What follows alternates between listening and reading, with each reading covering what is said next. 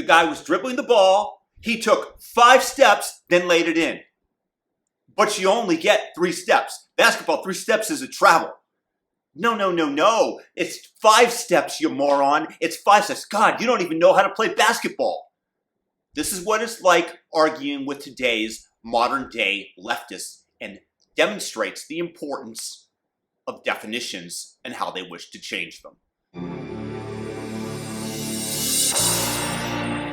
In the example that I gave a second ago, the rule that we're all aware of in basketball, you get 2.5 steps. The 3rd step is a travel.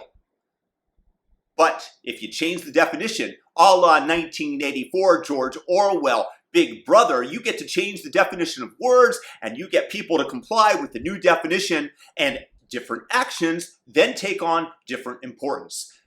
This is what it's like arguing with the modern day leftists, and why it's so important how they skew slowly the definitions of words until we are in a different world, in a different reality.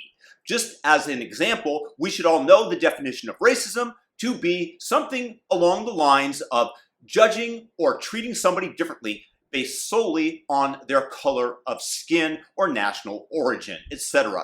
Something to that effect is what we should all agree upon.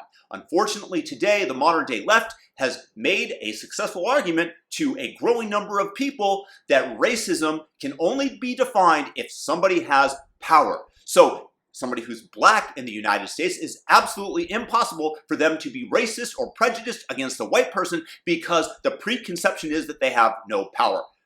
The definition of power is malleable to whatever they construe will give them the best juxtaposition to make their claim. It's absurd, and the problem is that somebody was yelling at me online the other day that it's impossible, you idiot, for a black person to be prejudiced to a white person because they have no power.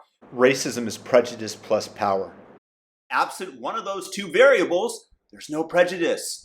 And the presupposition is that all blacks, including Colin Powell, including Barack Obama, cannot be prejudiced against a white person from Appalachia because the white person automatically has more power.